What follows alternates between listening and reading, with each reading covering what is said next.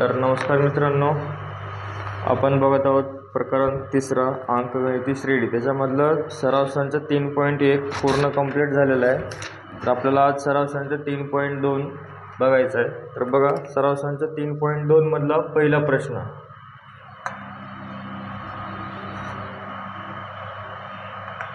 तर पहिला प्रश्न काय म्हणते बघा, खाली दिलेल्या अंकगणिती श्रेणीवरून चौकटीत योग्य संख्या लिहा। तर तुम्हाला अंकगणिती श्रेणी दिलेली आहे, त्याच्यामध्ये तुम्हाला चौकटीमध्ये त्याचं जे काही विचारलेलं आहे ते लिहायचं आहे।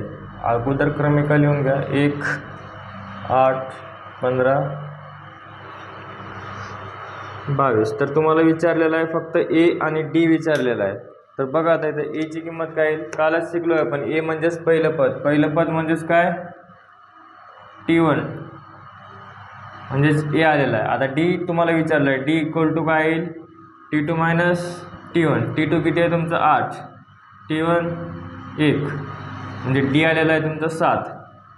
अजून एक काढून घ्या, T3 मायनस T2। T3 किती आहे 15 आणि T3 किती आहे 8। 15 मायनस 8 7। तर अशाच प्रकारे त्याच्या खाली अजून एक दिलेलं आहे, 3 दिलेले आहेत टोटल, सॉरी 4 दिलेले आहेत। तर बघा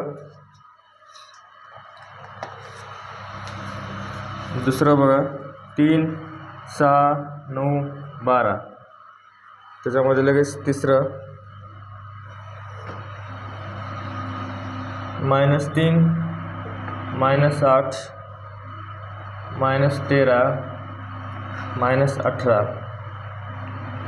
त्याच्यामध्ये चौथं बघा, 70, 60, 50, 40।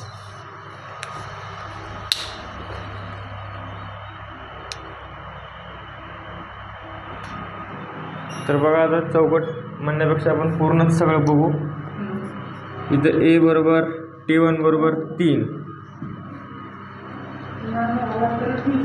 T2 equal to 6, T3 equal to 9, T4 equal to 12।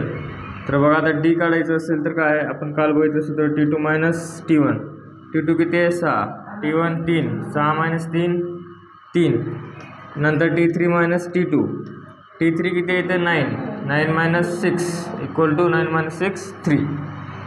तर अशाच पद्धतीने तिसरं पण बघा, a equal to T1 equal to -3, T2 equal to -8, T3 equal to -13, T4 equal to -18, D equal to T2 minus T1, T2 -8, T1 -3 minus plus -5 येते answer, -8 + 3। मोठ्या संख्येचे symbol minus उत्तराला भेटेल। T3 मायनस T2, T3 किती आहे -13 आणि T2 minus plus झाला, इथे पण -5 येईल। T4 मायनस T3, T4 किती आहे -18 +13 -5 येईल।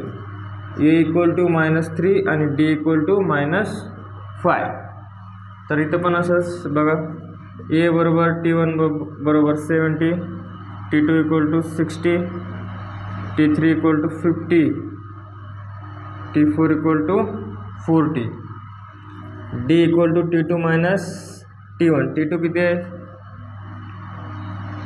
60 -70, म्हणजेच काय येईल -10, कारण छोट्या संख्येतून मोठी संख्या वजा केलो। T3 मायनस T2, T3 किती आहे 50 - 60 बरोबर -10, T4 minus T3, 40 - 50 equal to -10, म्हणजे डी किती आलेलं आहे तुमचं -10। तर अशा प्रकारे तुमचा प्रश्न क्रमांक पहिला सराव संच 3.1 मधला 3.2 मधला संपलेला आहे। तर लगेच प्रश्न क्रमांक 2 बघू आपण। बघा काय म्हटले, खाली दिलेली अंकगणिती श्रेणी आहे का ते ठरवायचं आहे। पहिलं दिलेली क्रमिका अंकगणिती श्रेणी आहे का नाही ते ठरवून नंतर त्या श्रेणीचे 20वे पद काढा। म्हणजे तुम्हाला इथे ते अंकगणिती श्रेणी आहे का नाही ठरवायचे। जर सामान्य फरक स्थिर असेल तर ते अंकगणिती श्रेणी आहे असं ठरवून नंतर 20वे पद काढायचे। तर बघा, त्या अंकगणिती श्रेणी काय दिलेलं आहे तुम्हाला, -12 -5 2 9 16 23 आणि 30 हे अंकगणित श्रेणी आहे का नाही ते ठरवून 20वे पद काढायचे आपल्याला. तर बघा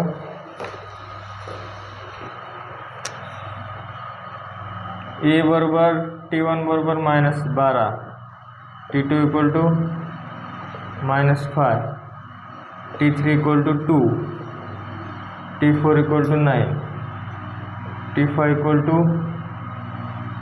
16 असं पुढचं लिहायचं. चला आता बघा कॉमन डिफरन्स अंकगणित श्रेणी आहे का नाही ठरवण्यासाठी काय करावं लागेल आपल्याला डी काढावं लागेल म्हणजे सामान्य फरक बरोबर काय t2 - t1 t2 किती येतं -5 मायनस काय झालं इथं +12 प्लस मायनस होते मोठ्या संख्येला सिम्बॉल प्लस आहे म्हणून उत्तर प्लसमध्ये येईल 12 मधून 5 गेले 7.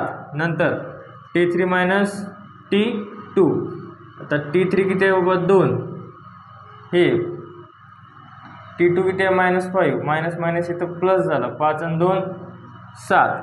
नंतर t4 -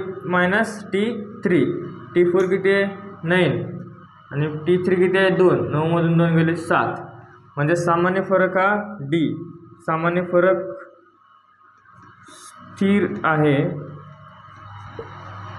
म्हणून ही अंकगणिती श्रेणी आहे. मग बघा आता अंकगणिती श्रेणी आहे म्हटल्यानंतर काय a ची किंमत -12 d ची किंमत आलेली आहे तुमची 7 आणि तुम्हाला 20वे पद काढायचे म्हणजे तुम्हाला n ची किंमत भेटलेली आहे 20. तर आता ते फक्त फॉर्म्युल्यामध्ये ठेवून द्या 20वं पद काढायचे पद tn बरोबर a + n-1 d.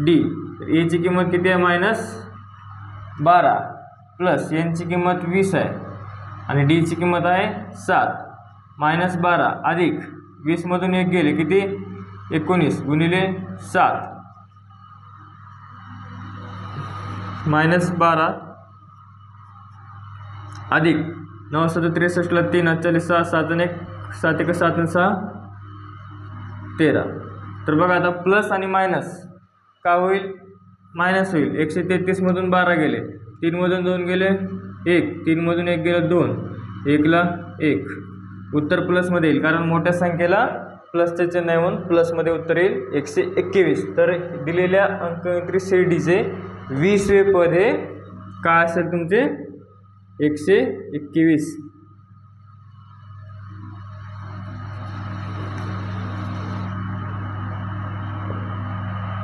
तर या प्रकारे आपलं सरासरीचे 3.2 मधला दुसरा पण प्रश्न सॉल्व्ह झालेला आहे. त्याच्यानंतर तिसरा प्रश्न बघू लगेच.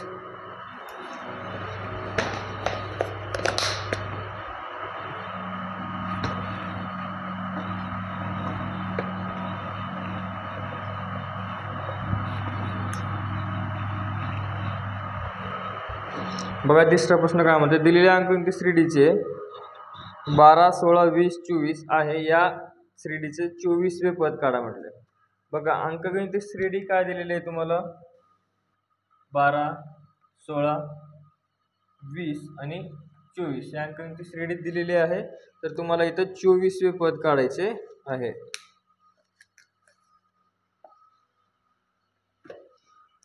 बघा a बरोबर t1 बरोबर 12 d = t2 - t1 16 - 12 म्हणजेच किती आलेला आहे 4 आणि n ची किंमत किती काढायची किती पद काढाय म्हटले तुम्हाला 24वे. तर फॉर्म्युल्यामध्ये ठेवून टाका किमती a + n-1 d n ची किंमत आहे 24 a ची किंमत आहे तुमची 12 अधिक 24 वजा 1 आणि d ची किंमत आलेली आहे तुमची 4 12 अधिक 23 गुणिले 4 12 अधिक 23 = 92 उत्तर येते तुमचं 104. तर दिलेल्या अंकगणिती श्रेणीचे 24वे पद हे तुमचे 104 असेल. अशा प्रकारे सराव संच 3.2 मधला प्रश्न क्रमांक 3 पर्यंत आपले पूर्ण गणित सॉल्व्ह झालेले आहेत. राहिलेला जो पोर्शन आहे किंवा राहिलेला जो भाग आहे तर उद्या याच टाईमला आपण शिकू. तोपर्यंत धन्यवाद.